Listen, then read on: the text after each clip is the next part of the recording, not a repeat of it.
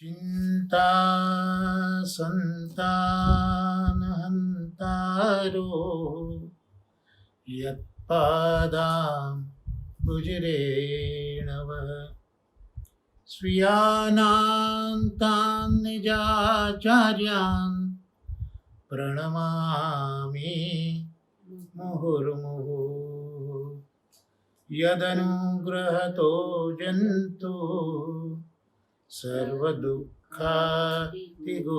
भवेत् तमहं सर्वदा वन्दे श्रीमद्वल्लभनन्दनम् सुलभ्य हृदि सर्वेषां श्रीगोपीजनवल्लभम् गुणगानं मुदा कुर्वे तस्य तुष्टये स्वभावतः वन्दे नन्दव्रजस्त्रीणां पादरेणुमभीक्ष्णशः यासां हरिकथोद्गीतं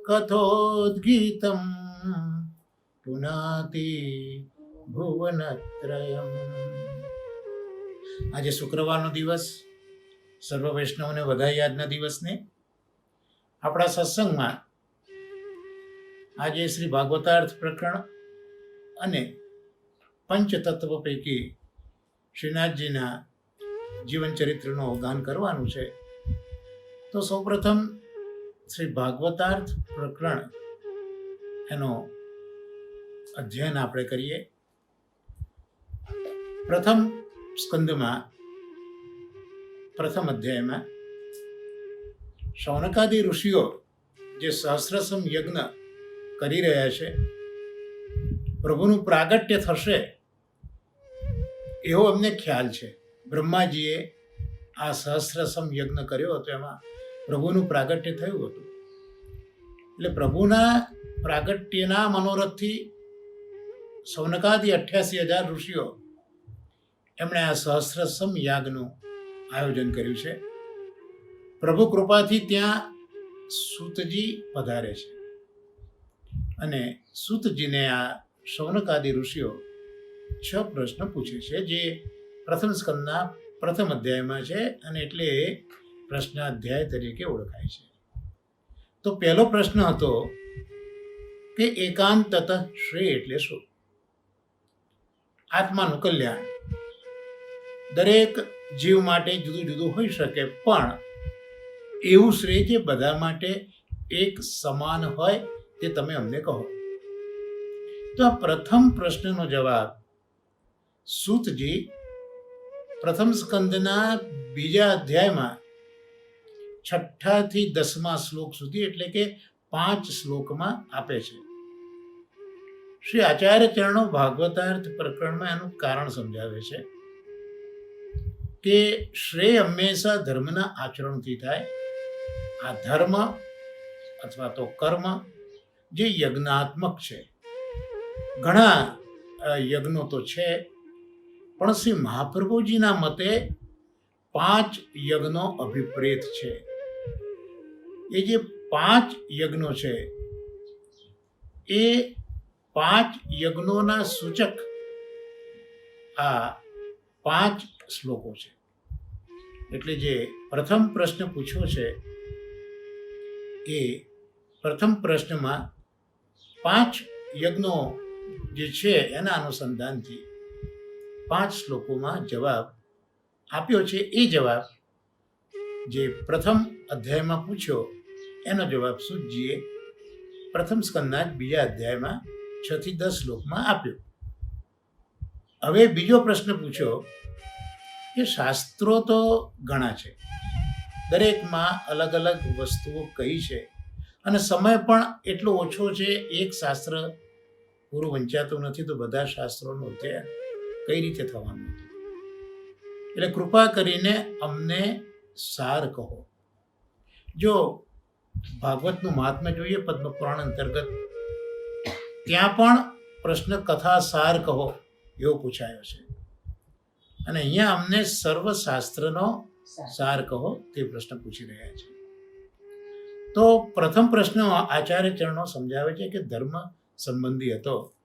અને બીજો પ્રશ્ન જ્ઞાન સંબંધી છે, કારણ કે શાસ્ત્રમાંથી જ જ્ઞાન મળે, અને સાચું જ્ઞાન હોય તો આપણું એકાંતતા એટલે જે આત્માનું કલ્યાણ છે તે એનાથી થાય. તો એ જે કલ્યાણ એ શાસ્ત્રમાં ઓળખાયેલા પ્રભુ કરે છે. આ પ્રભુ એ શ્રુતિઓ દ્વાદશંગવાળા પુરુષ તરીકે ઓળખાવે છે. અર્થાત આ જે પુરુષ છે એમને 12 અંગો છે. એટલે 12 અંગો વાળા પુરુષને ઓળખાવા માટે હવે બીજા પ્રશ્નનો જવાબ 11મા શ્લોકથી 22મા શ્લોક સુધી સૂતજીએ આપ્યો છે. તો એનું અધ્યયન પણ શ્રી મહાપ્રભુજીની કૃપાથી અને પરમ ભાગવતો શ્રી દાદાજી અને નવનીત પ્રિય શાસ્ત્રીજીના આશીર્વાદથી આપણે આ બીજા પ્રશ્નનો પણ જવાબ જોયો છે. એટલે 48મી કારિકા પણ આપણે જોઈ, 49મી કારિકા બી જોઈ, અને હવે જે ત્રીજો પ્રશ્ન પૂછાયો છે એ પ્રશ્ન હતો કે વસુદેવજીને ત્યાં આ દેવકીજીની જઠરમાંથી પ્રભુનું પ્રાગટ્ય કેમ થયું? અને પ્રભુ તો લોકોના કલ્યાણ માટે જ પ્રગટ થતા હોય છે.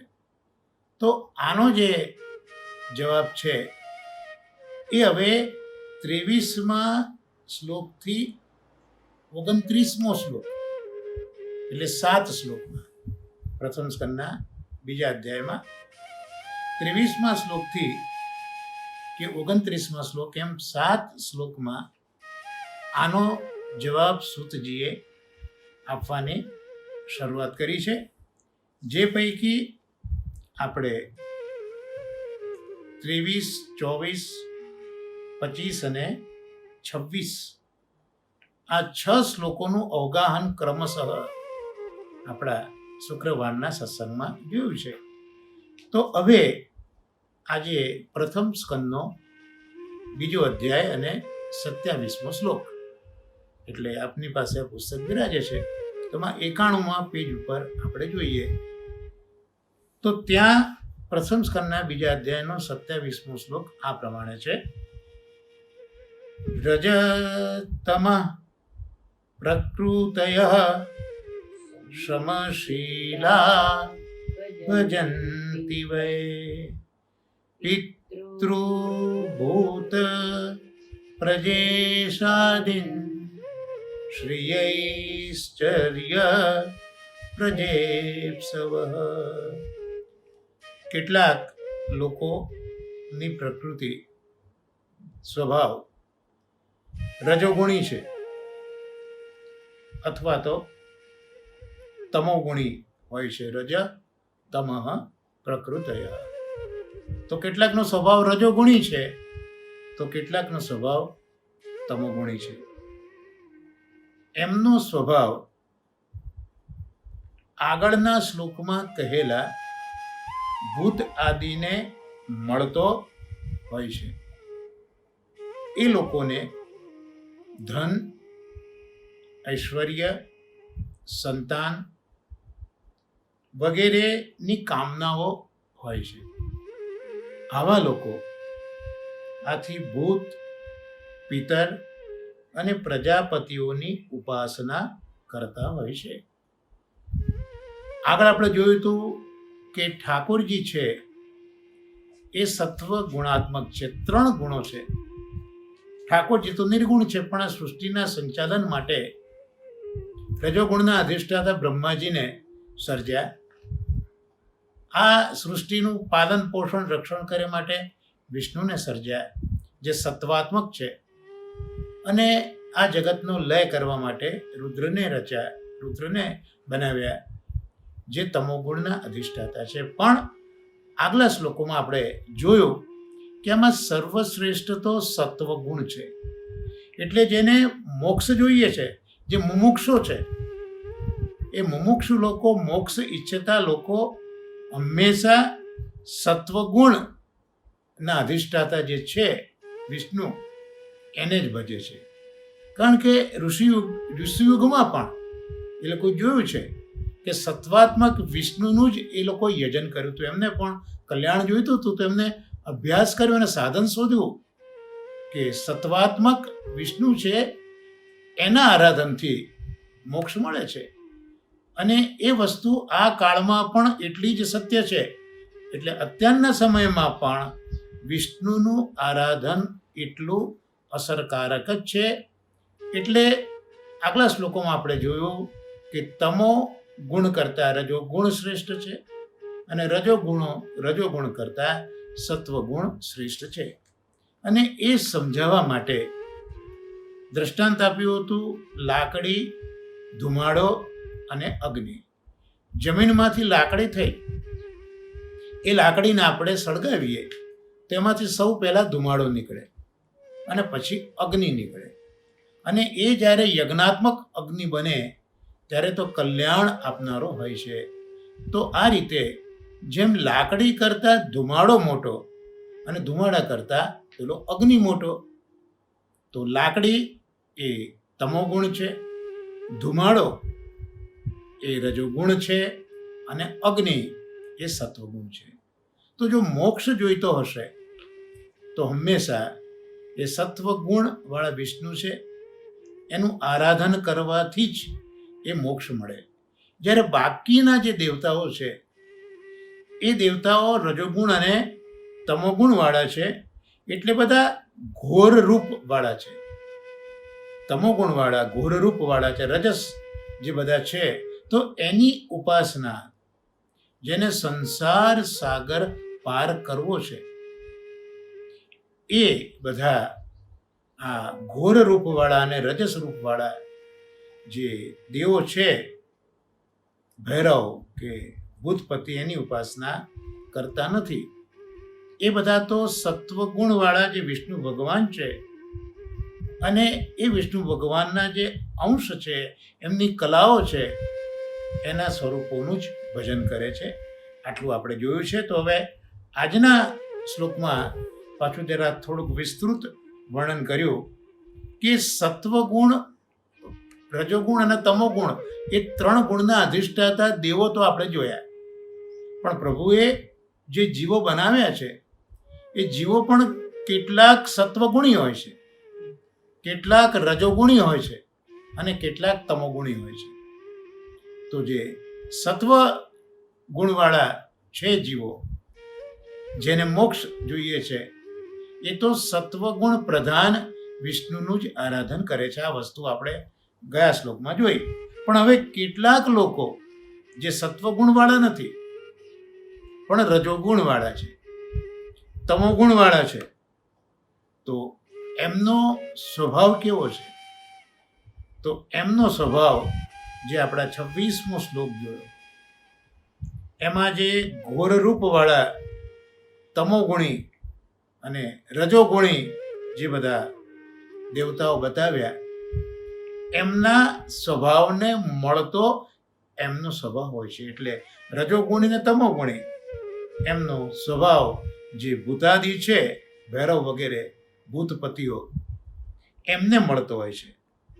એટલા માટે કે સત્વગુણ છે એ સત્વગુણ તો શાંત પ્રકૃતિ છે, કોઈની ઈર્ષા નથી હોતી, બીજી કોઈ એ લોકોને લૌકિક કામનાઓ પણ હોતી નથી.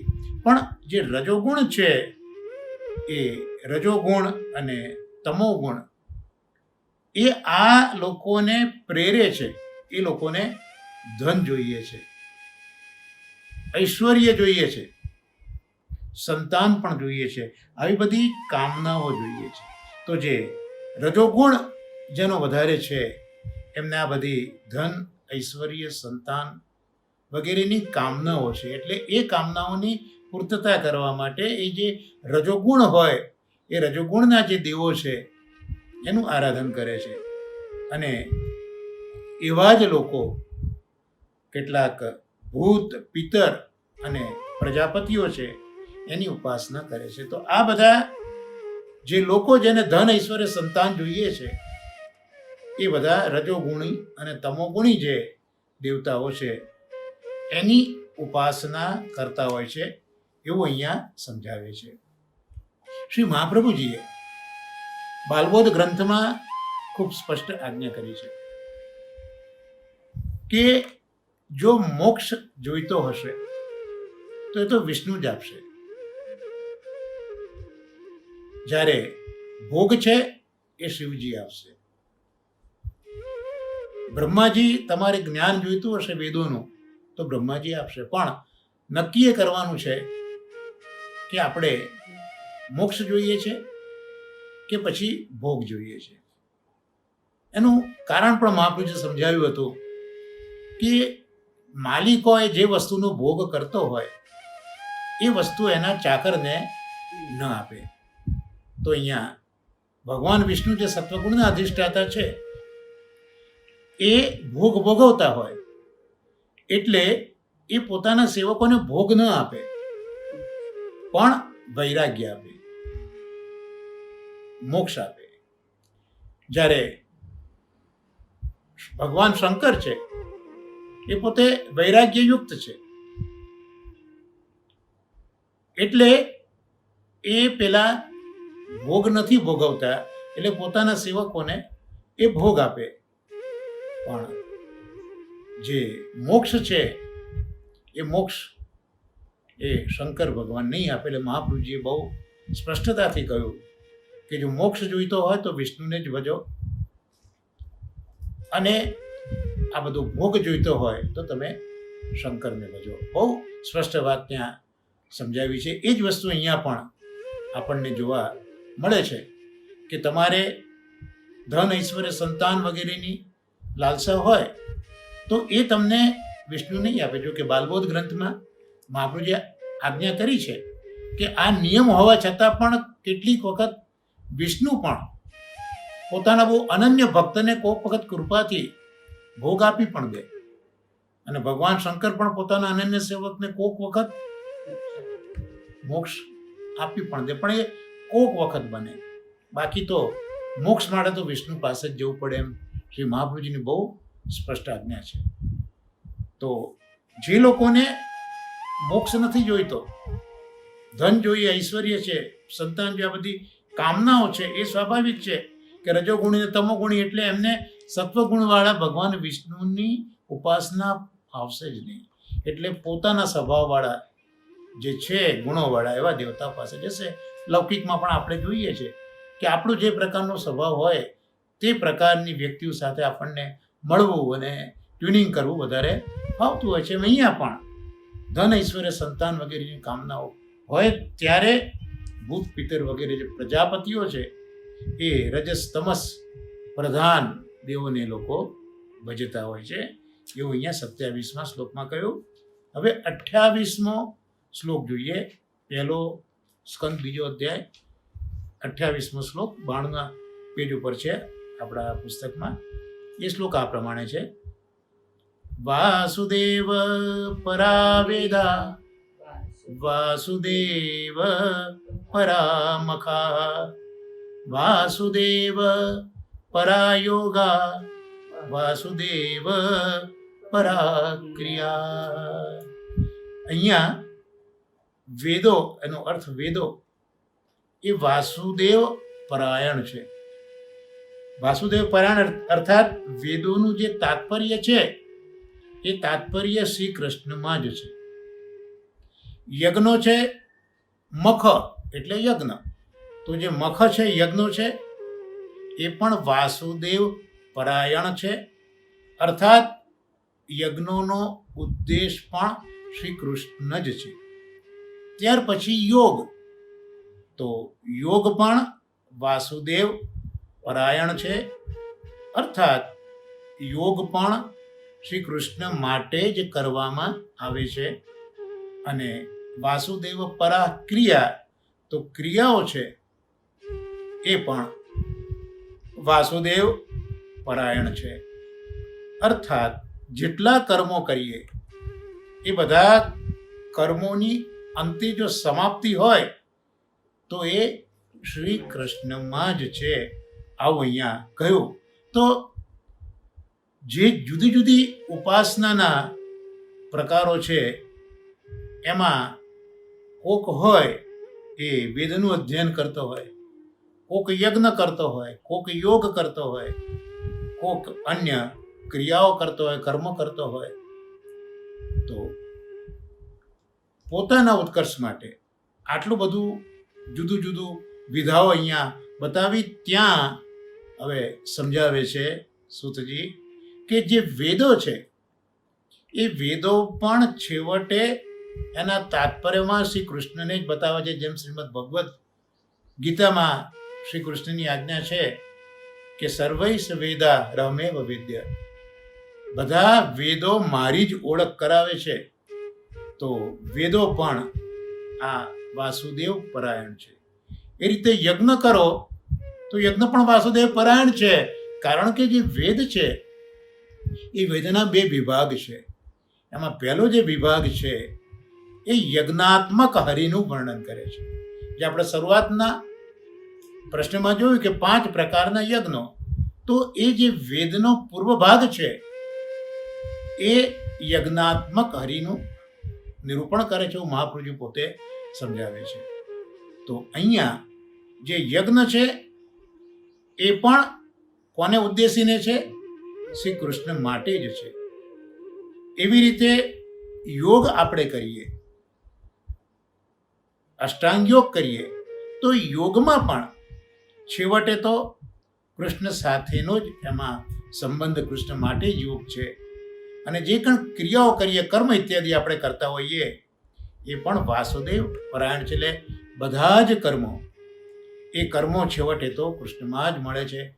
એટલે જ્યારે આપણે મહાપ્રભુજી જગન્નાથપુરીમાં ગયા અને ભગવાન જગન્નાથજીને 4 પ્રશ્નો પૂછવામાં આવેલા હતા, એમાં કયું કર્મ શ્રેષ્ઠ છે? ત્યાં જવાબ જગદીશે જ આપેલો હતો કે કર્મ અપી એકમ તસ્ય દેવસ્ય સેવા. આ કૃષ્ણની સેવા એ જ મોટું કર્મ છે. તો અહીંયા કર્મ પણ, ક્રિયા પણ એ કૃષ્ણ પરાયણ છે.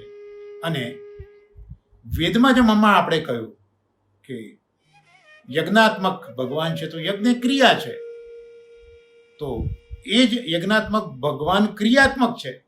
તો તમે જે ક્રિયા કરો છો એ પણ છેવટે તો કૃષ્ણમાં જ એની સમાપ્તિ થતી હોય છે. તો આમાં 28મા અધ્યાયમાં વેદ હોય, યજ્ઞ હોય, યોગ હોય કે પછી કોઈ પણ જાતના કર્મ હોય, એનું છેવટે સંબંધ તો કૃષ્ણ સાથે જ છે. ને એ જ કૃષ્ણ સત્વાત્મક છે, અધિષ્ઠાતા છે.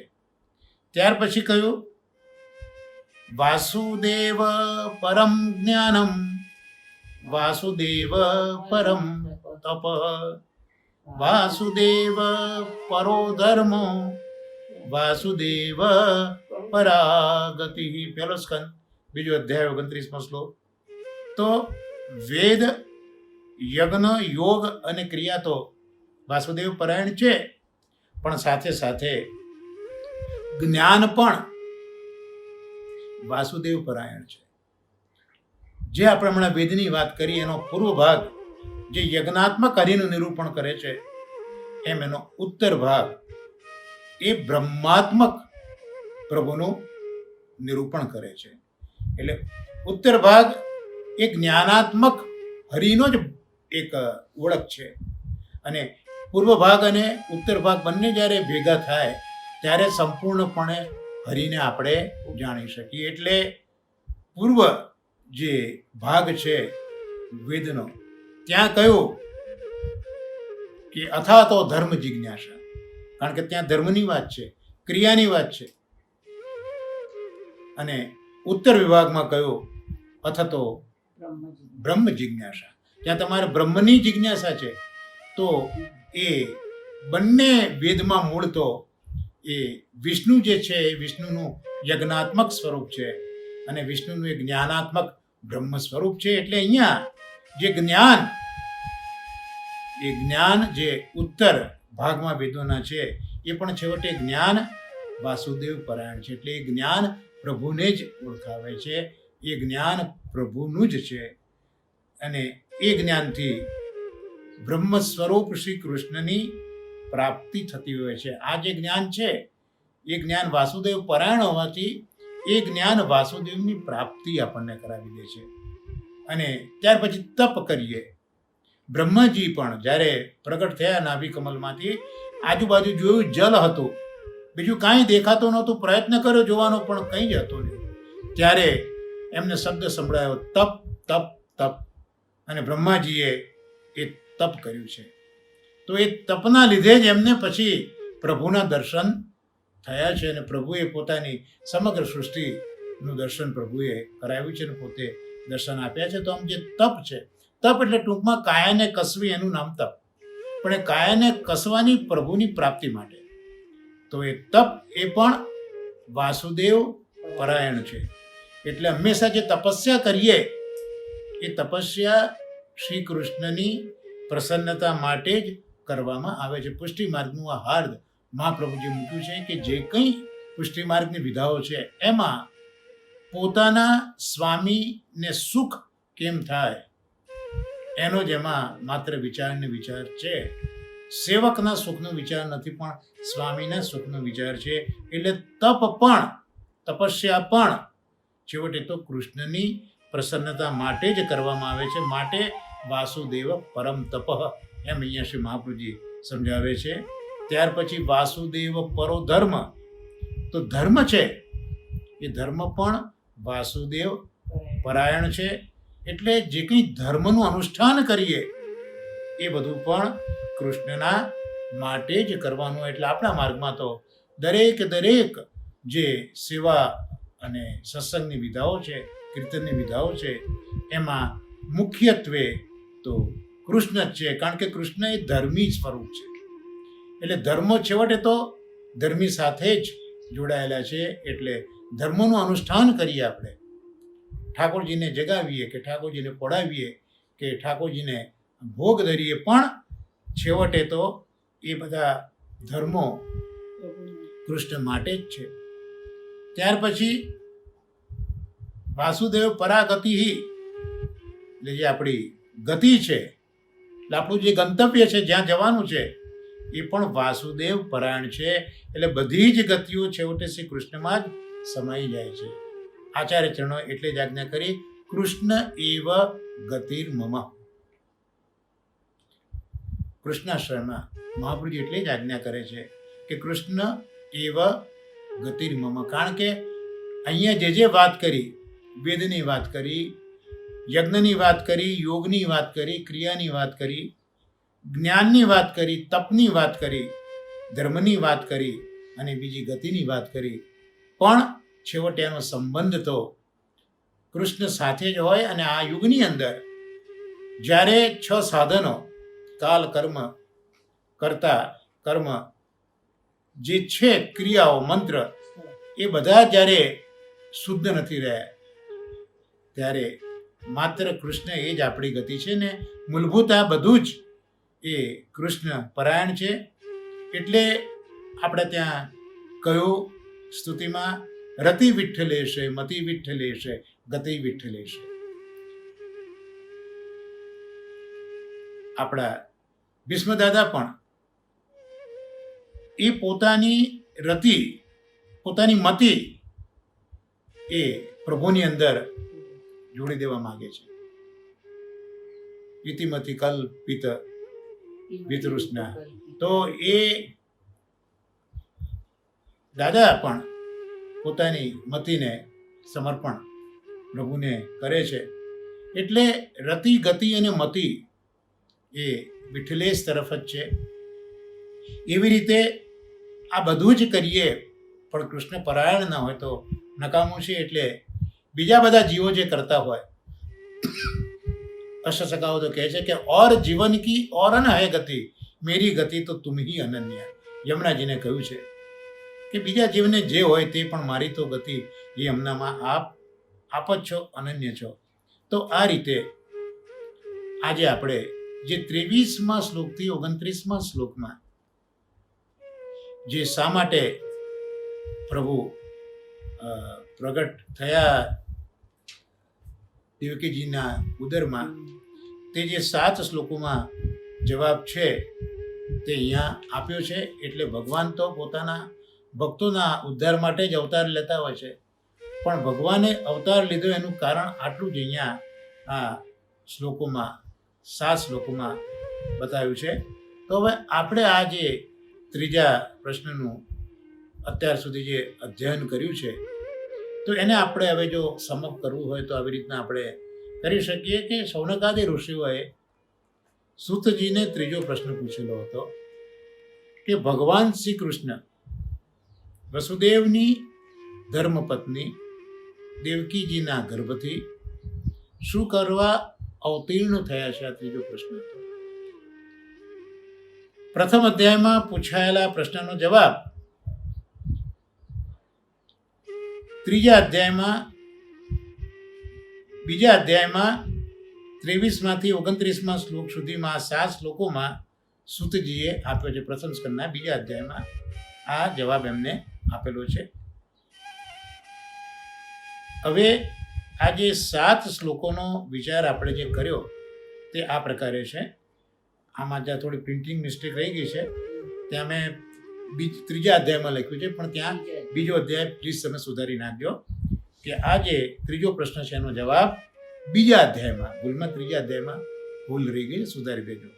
તો પ્રથમ સ્કંદના બીજા અધ્યાયમાં 23થી 29મા શ્લોક સુધી આ ત્રીજા પ્રશ્નનો જવાબ આપ્યો છે. તો આ 7 શ્લોકનો આપણે શ્રી મહાપ્રભુજીએ સુબોધિનીજીમાં જે પ્રકાર બતાવ્યો અને બંને પરમ ભાગવતો શ્રી દાદાજી નવનીત શાસ્ત્રીજીએ જે સમજાયો તે આપણે અહીંયા જોવાનો પ્રયત્ન કર્યો છે. તો હવે એનો આપણે જો સમન્વય કરીએ અને જોઈએ તો મનુષ્યોનું પરમ કલ્યાણ શ્રી હરિથી જ છે. હવે આપણે સમેસન કરીએ. આ બધું કર્યા પછી નિષ્કર્ષ શું આવે? તો મનુષ્ય માત્રનું જે કલ્યાણ છે એ તો શ્રી હરિથી જ થાય છે. અને આ જે શ્રી હરિ છે એમને સત્વ ગુણનો સ્વીકાર કર્યો છે.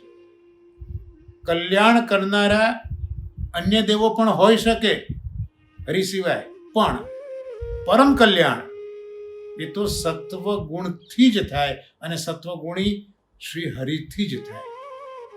અને આ જ જીવોનું પરમ કલ્યાણ રજોગુણી બ્રહ્મા કે તમોગુણી રુદ્રથી થઈ શકતું નથી.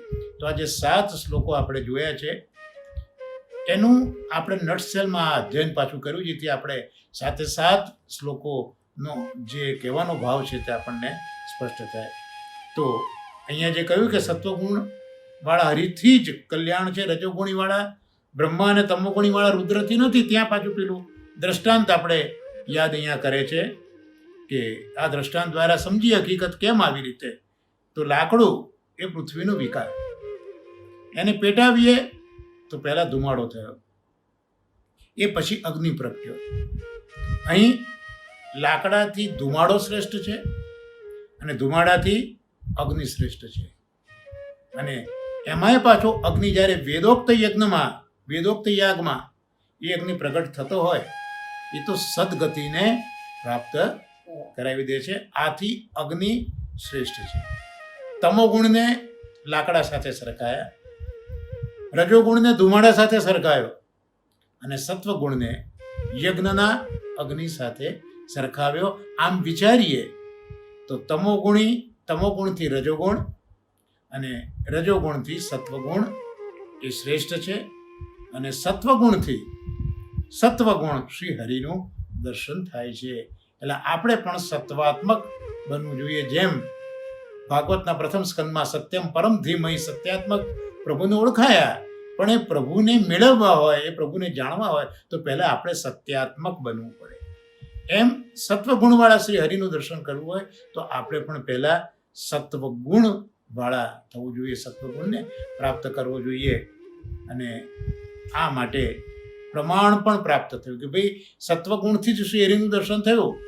એ આજકાલનું નથી, પણ પ્રાચીન કાળની પણ વાત કરી. અહીંયા એનું પ્રમાણ આપ્યું છે કે પ્રાચીન કાળમાં મહાત્માઓ હતા, એ પણ પોતાના કલ્યાણ માટે વિષ્ણુનું આરાધન કરતા હતા, કારણ કે વિષ્ણુ એ સત્વમય ભગવાન છે. માટે એ પુરાણા પ્રાચીન કાળમાં પણ આ સત્વગુણવાળા વિષ્ણુની જ ઉપાસના ઋષિ મુનિઓએ કરી છે. અને એ જ વસ્તુ આજના યુગમાં પણ જોવા જઈએ તો આજના યુગમાં પણ આ જ પરિસ્થિતિ અનુસરણીય છે. અને ખરેખર જેને મોક્ષ જોઈએ છે એને સત્વાત્મક બનવું પડે, તો જે સત્વગુણવાળા હરિનું દર્શન થાય. તો એ સત્વગુણ એનામાં ક્યારે આવે? જ્યારે એ લોકોની નિંદા છોડે, નિંદા ન કરે, ત્યારે માનવું કે હવે સત્વગુણ આપણી અંદર પ્રગટ થયો છે. અને એ સત્વગુણ જ્યારે પ્રગટ થયો છે તો ચોક્કસ હવે સત્વગુણના અધિષ્ઠાતા શ્રી હરિનું દર્શન આપણને થવાનું જ છે. એવા લોકો એ નિંદા નથી કરતા, કોઈનો દોષ પણ નથી જોતા. તેમના માટે બ્રહ્મા અને રુદ્રમાં કોઈ પ્રકારનું દોષ દર્શન નથી. ભલે એ લોકો વિષ્ણુને ભજે છે, પણ એ લોકો સત્વાત્મક છે એટલે કોઈનો દોષ નથી જોતા, કોઈની નિંદા નથી કરતા. એટલે રજોગુણી બ્રહ્મા અને તમોગુણી રુદ્ર, એમાં એ કોઈ પણ પ્રકારનું દોષ દર્શન કરતા નથી. અને આપણા માર્ગમાં તો કહ્યું છે કે કૃપા ભઈ તબ જાનીએ જબ દેખે અપને દોષ.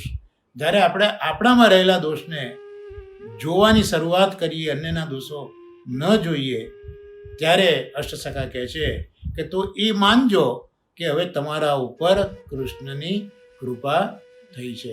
એટલે જેને સત્વગુણી બનવું છે કે અથવા તો જેનામાં સત્વગુણ છે, એની આ એક ઓળખ આપી કે કોઈનામાં દોષ જોતા નથી, કોઈની ઈર્ષા કરતા નથી. અને ભાગવતમાં પણ જે પરમ ધર્મની વાત કરી બીજા શ્લોકની અંદર મંગલાચરણમાં, ત્યાં પણ ઈર્ષા રહિત જે સત્પુરુષો છે, પણ મત્સર રહિત, જેનામાં ઈર્ષા નથી, એવા સત્પુરુષો માટેનો આ પરમ ધર્મ છે. આમાં સત્વ ગુણ છે, એને આપણામાં આવ્યો કઈ રીતે ઓળખવું હોય તો એની એક ખૂબ સુંદર એને માપવાનું સાધન અહીંયા બતાવી દીધું કે ન કોઈની ઈર્ષા કરીએ કે ન કોઈના દોષ જોઈએ. ભલે એ દોષો એનામાં હોય છતાં પણ આપણે એનું દર્શન ન કરીએ. એટલે જ અહીંયા આ સત્વગુણના ઉપાસકો બ્રહ્મા અને રુદ્રમાં પણ કોઈ જાતના દોષોનું દર્શન કરતા નથી. અને આટલું બધું સ્પષ્ટ છે, આટલી બધી સ્પષ્ટતા કરી છતાં પણ કેટલાક લોકો એવા છે કે જે લોકો બ્રહ્માને પણ ભજે છે અને રુદ્રને પણ ભજે છે. કારણ કે મૂળ તો જે પ્રકૃતિ છે, પ્રાણ અને પ્રકૃતિ સાથે જાય તો પ્રભુએ બધાને સત્વ ગુણવાળા નથી બનાવ્યા. કોક રજોગુણી છે, કોક તમોગુણી પણ છે. એટલે આટલું બધું જ પ્રમાણો હોવા છતાં ઘણા લોકો એવા છે કે જે બ્રહ્મા અને રુદ્રને પણ ભજે છે. તો હવે એ જે છે એ બધા બ્રહ્મા અને રુદ્રને કેમ ભજે છે? તો મહાપુરુષ સમજાવે છે સુબોધિનીજીમાં કે બ્રહ્મા અને રુદ્રને ભજે છે એમાં એમનું કલ્યાણ ઈચ્છે છે. એ એમનું કલ્યાણ ઈચ્છે છે, પણ એમને પરમ કલ્યાણની ઈચ્છા નથી. કલ્યાણ જોઈએ છે એમને, કઈ ઈચ્છાઓ છે, પણ પરમ કલ્યાણ જે સાક્ષાત પ્રભુ છે એની ઈચ્છા એમને નથી. અને માટે એ લોકો બ્રહ્મા અને રુદ્રને ભજે છે. અને આ લોકો પોતાની જાતને કલ્યાણ શેમાં સમજે કે સંપત્તિ આવે, સંતાન મળે, આવી જે કામનાઓ હોય એ કામનાઓ સિદ્ધ થાય એટલે એમાં એમને એમનું કલ્યાણ દેખાતું હોય છે. પણ એમાં આત્માનો ઉત્કર્ષ નથી, એમાં પ્રેય છે પણ શ્રેય નથી. એટલે આમ જે સ્વભાવથી જ રજોગુણી છે, સ્વભાવથી જે તમોગુણી છે, તો એ બધા એમના સ્વભાવવાળા જે દેવો છે ને એ દેવોને ભજે છે. આપણા ધર્મમાં વેદો પણ છે, એમાં યજ્ઞો પણ કયા છે, એમાં યોગ પણ કયો છે, એમાં ક્રિયાઓ પણ બતાવી છે, જ્ઞાન છે, તપ છે, ધર્મ છે અને ગતિ પણ છે. તો આપણા જે ધર્મની અહીંયા વાત કરી, કારણ શરૂઆતમાં જ જોયું કે ધર્મનું આચરણ ખૂબ જરૂરી છે. તો આ ધર્મની અંદર કઈ કઈ વસ્તુઓ છે, તો એ ધર્મમાં વેદો પણ છે. આ 28-29મો શ્લોક છે ને એનું અહીંયા એ કરી છે.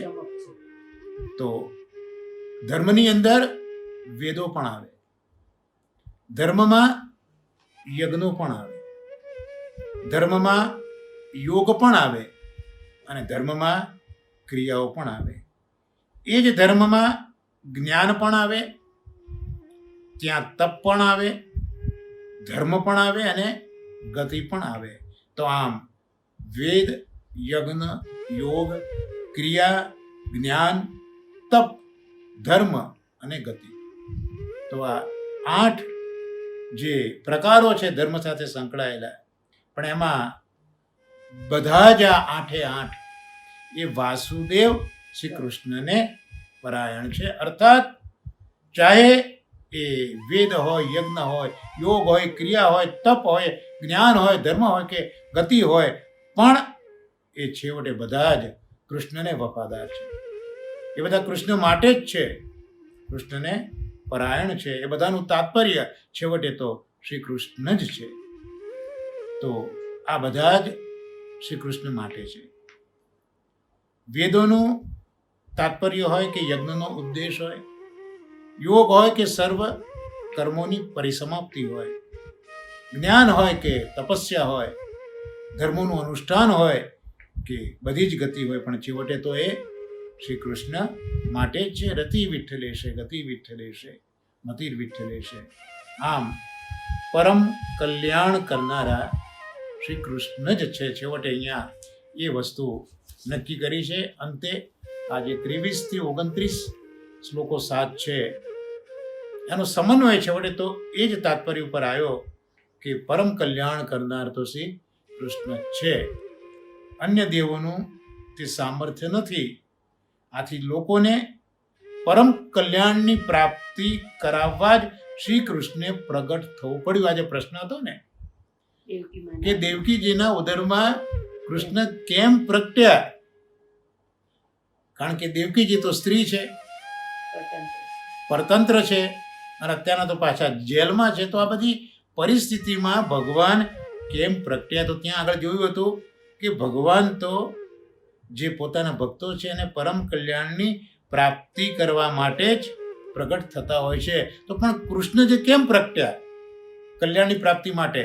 તો હવે આપણે જો એનો તાળો મેળવીએ તો કલ્યાણની વાત અહીંયા નથી, લોકોના કલ્યાણની વાત નથી, પણ લોકોના પરમ કલ્યાણની વાત છે. કલ્યાણ તો કહ્યું ને કે બ્રહ્મા અને રુદ્ર પણ કરી શકે, પણ જે પરમ કલ્યાણ છે એ તો માત્ર ને માત્ર શ્રી કૃષ્ણ જ કરશે. એટલે જે પ્રશ્ન ત્રીજો છે કે શા માટે કૃષ્ણ પ્રગટ થયા, તો એનું કારણ આ છે કે કૃષ્ણનું પ્રાગટ્ય તો માત્ર કલ્યાણ નહીં પણ પરમ કલ્યાણ માટે છે. ને પરમ કલ્યાણ જીવોનું, જેને એકાંતતા શ્રેય કહીએ આપણે, એ સિવાય શ્રી કૃષ્ણ અન્ય કોઈ દેવ કરી શકતા નથી. અને માટે એ દેવકીજીના ગર્ભમાંથી પ્રગટ થયા છે. અન્ય દેવોનું એ સામર્થ્ય નથી. એટલે બાલબોધ ગ્રંથમાં શ્રી મહાપ્રભુજીએ આવા પ્રકારની જ આજ્ઞા કરી છે કે બ્રહ્માજી મોક્ષ નહીં આપે, શિવજી ભોગ આપશે, અને ક્વચિત અનન્ય ભક્તને કોકવાર મોક્ષ આપશે, પણ એ ભાગ્યે જ બનશે. મુખ્યતઃ તો શિવજી ભોગ જ પ્રદાન કરે છે, જ્યારે મોક્ષ એ તો નિશ્ચિતપણે વિષ્ણુ શ્રી કૃષ્ણ જ આપે છે.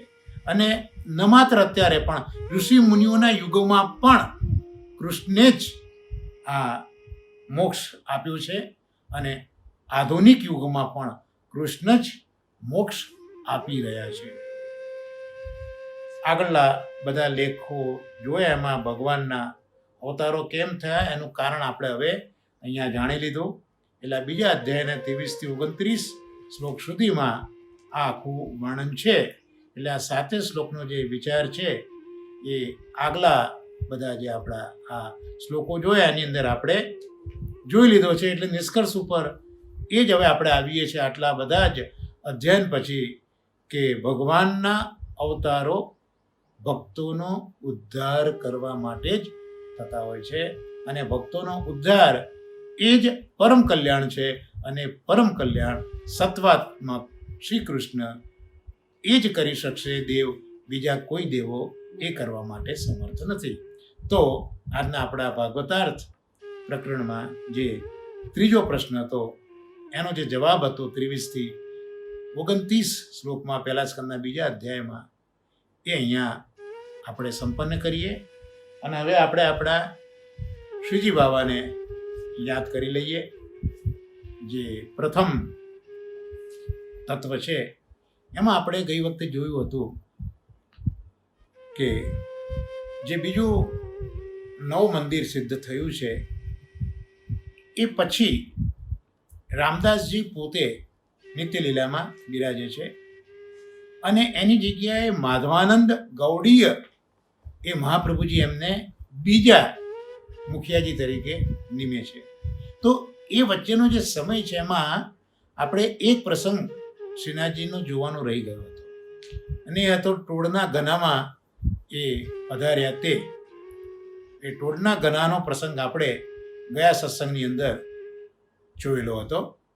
અને બીજો એક પ્રસંગ જે વર્ણવાનો છે રામદાસજીની ઉપસ્થિતિમાં શ્રીનાથજી બાબાએ કરેલો, તો એમાં જ્યારે નવા મંદિરમાં શ્રીનાથજી બાબા બિરાજ્યા.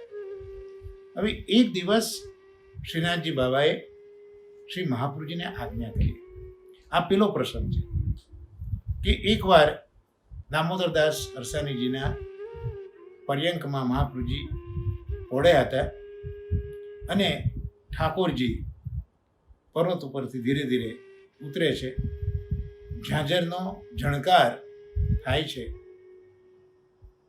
અને દમલાજીને વિચાર આવે છે કે હમણાં તો મારા સ્વામી ઓળ્યા છે અને ઠાકોરજી આવશે તો મારા સ્વામીને શ્રમ થશે. એ સામર્થ્ય હતું દમલાજીનું કે રોકે છે ઠાકોરજીને. મહાપ્રભુજી તરત જાગ્યા અને જોયું તો ઠાકોરજી ઠાડા છે.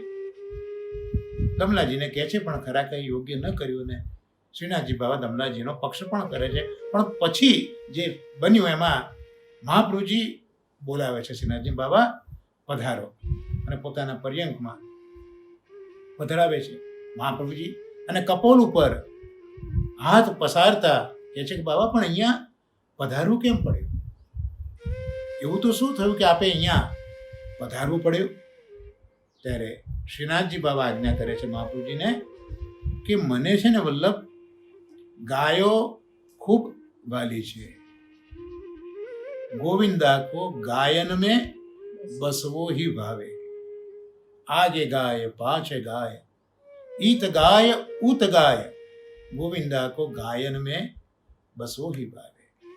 गायन के संग धावे, गायन में सचु पावे, गायन की खूर रज तन लपटावे.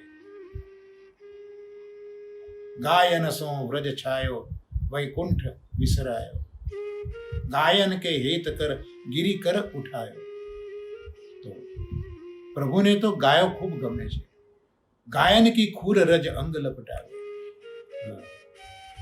જ્યારે આપણે દાન લીલાના પદ આવે છે ત્યાં ઠાકોરજી બહુ દાણ માગ માગ કરે છે ને, એટલે ગોપીજનો કહે છે કે આ બહુ દાણ માગો છો ને, સારું નથી, આ તમારા હાથ કાળા પડી ગયા. બહુ દાન માગી માગીને હાથ કાળા પડી ગયા. ઠાકોરજી કે કશું જ થવાનું નથી. કેમ? ગોરજ ગંગા નહાતો હું. ઠાકોરજી ગોપીજનોને કહે છે ગોરજ ગંગા નહાતો હું. ગંગામાં નથી નાતા. કઈ ગંગા? ગોરજ ગંગા. એટલે આ જે ગાયોની રજ છે ને, એ રજથી રોજ હું સ્નાન કરું છું, એટલે મારા હાથ કંઈ કાળા પડવાના નથી. હું તો દાન લેવાનો જ છું. તો આમ ગાયન કે સંગ ધાવે, ગાયન મેં સચુ પાવે, ગાયન કી ખૂર રજ અંગ લપટાવે, ગાયન સો વ્રજ છાયો વૈકુંઠ વિસરાયો, ગાયન કે હિત કર ગિરી કર ઉઠાયો. તો આવા ઠાકોરજી શ્રીજી બાબા કહે છે વલ્લભને કે મને ગાયો વલ્લભ ખૂબ જ વાલી છે. એક કામ કરો ને, નવો મંદિર તો થઈ ગયો, તો એક સરસ મજાની ગાય મને ન લાવી દો? એક ગાય મને લાવી દો ને. શ્રી મહાપ્રભુજીએ તરત સતુ પાંડેને બોલાયા અને યજ્ઞ કરતી વખતે જે વીંટી પહેરી હોય પવિત્રી એ કાઢીને આપી દીધી. જો મહાપ્રભુજીનો પણ કેટલો બધો અનન્ય પ્રેમ છે કે યજ્ઞ કરતી વખતે જે પવિત્રીની જરૂર છે એ મારા પ્રભુનું સુખ છે ને. હમણાં જ આપણે આ ભાગવતાર્થમાં જોયું કે યજ્ઞ કરો કે તપ કરો, જે કંઈ કરો એ છેવટે તો વસુદેવ પરાયણ જ છે, વાસુદેવ પરાયણ જ છે. તો પ્રભુની પ્રસન્નતા માટે જ આપણી જે કંઈ ક્રિયાઓ છે કે જે કંઈ આપણી બધા યજ્ઞો વગેરે તપો વગેરે છે છેવટે તો કૃષ્ણની પ્રસન્નતા માટે છે. તો મહાપ્રભુજી તરત જ એ જે પવિત્રી હતી સોનાની એ કાઢી અને સદુ પાંડેને કહે છે કે પાંડેજી આ તમે વેચીને એમાંથી એક ગાય તમે લઈ આવો. જો મહાપ્રભુજી પાસે એ વખતે ધન નહોતું એવું તો આપણે કહી ન શકીએ, કારણ કે નવું મંદિર બન્યું છે અને ભેટ પણ આવેલી જ છે પુરમળ ક્ષત્રિયની.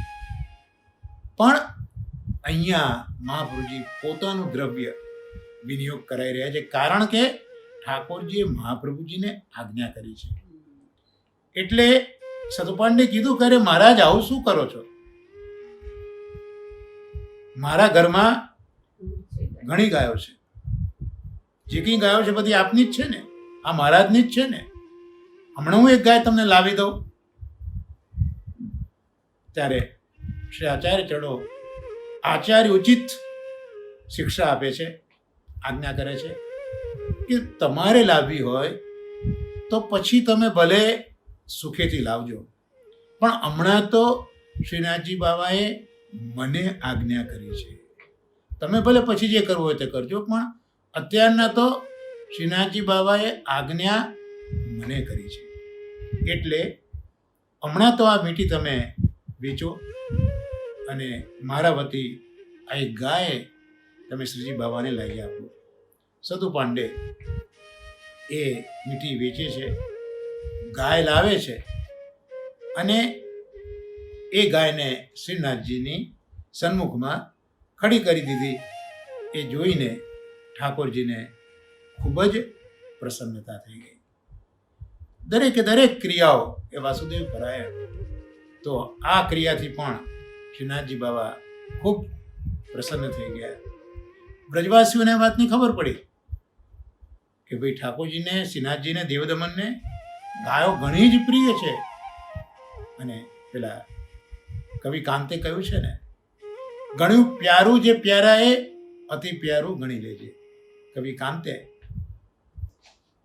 કહ્યું છે કે ઘણું પ્યારું જે પ્યારા એ અતિ પ્યારું ગણી લેજે. બ્રજવાસીઓ વિચારે છે કે અમારા દેવદમનને ગાયો ઘણી પ્રિય છે ને, તો હવે બ્રજવાસીઓને ગાયો અતિ પ્રિય લાગે, કારણ કે પોતાને પ્રિયને પ્રિય છે એટલે વ્રજવાસીઓને તો અતિ પ્રિય લાગે. એટલે એ વ્રજવાસીઓને ખબર પડી કે શ્રીનાથજીને ગાયો ખૂબ જ પ્રિય છે. એટલે દરેકે દરેક જણા પોતપોતાની શક્તિ પ્રમાણે ગાયો લાવે છે અને શ્રીનાથજીને ભેટ કરે છે. આમ કરતા હજારો ગાયો ભેટ આવી. તો હવે ગાયો આવી તો ખરી, પણ પછી એને વસાવી તો પડે ને. તો વસાવાની ક્યાં? તો એ વસાવવા માટે ગિરિરાજજીની તળેટીમાં ગોપાલપુરા ગામ વસી ગયું. વૈભવ વધ્યો છે ને મંદિરનો. હવે ધીરે ધીરે પ્રભુ બધો જ પ્રકાર, પોતાનો બધો જ પ્રકારનો વૈભવ હોય પ્રભુ વધારવા માગે છે. તો આ રીતનું ગાયોનું મિશ કરીને ગાયોને વસાવવાની જગ્યા પણ ગિરિરાજની તળેટીમાં સિદ્ધ થઈ ગઈ. ગોપાલપુરા ગામ વસ્યું અને મહાપ્રભુજીએ શ્રીનાથજીનું નામ આ રીતે ગોપાળ એવું સિદ્ધ કર્યું. આમ ગોપાળ શ્રીનાથજી માટે ગોપાલપુરા ગામ પણ વસી ગયું. હવે વ્યવસ્થિત સેવા પ્રકાર એ શ્રી મહાપ્રભુજી ગોઠવવા માગે છે. એમાં કોને કઈ સેવા આપી અને માધવાનંદ જે બીજા મુખિયાજી છે કઈ રીતે આવ્યા, આ બધું જે હવે શ્રીનાથજીની સેવાનો પ્રકાર છે એ હવે આવતા શુક્રવારે શ્રી મહાપ્રભુજી જેમ પ્રેરણા કરશે તે પ્રકારે જોવાનો વિચાર કરીશું. તો આજનો સત્સંગ આપણા ગોપાલને ચરણોમાં નિવેદિત કરી અને આશ્રયના ગાન સાથે આ સત્સંગને આપણે વિરામ આપીશું. દ્રઢઈન ચરણન કેરો ભરોસો, દ્રઢઈન ચરણન કેરો. શ્રી વલ્લભ નખ ચંદ્ર છટા બિન સબ જુગ માજ અંધેરો ભરોસો, દ્રઢઈન ચરણન કેરો. साधन और नहीं आकली में जासो होत निवेरो, सुर कहा कहे दुविधा धरो, बिना मोल को चेरो भरोसो, दृढ़ चरणन खेरो. श्री गोवर्धन नाथ की जय. श्याम सुंदर श्री अम्ने महारानी की जय. श्री आचार्य श्री महाप्रभु जी की जय. सर्वे वैष्णवों ने मारा वर्षाना भगवत स्मरण ने वंदन.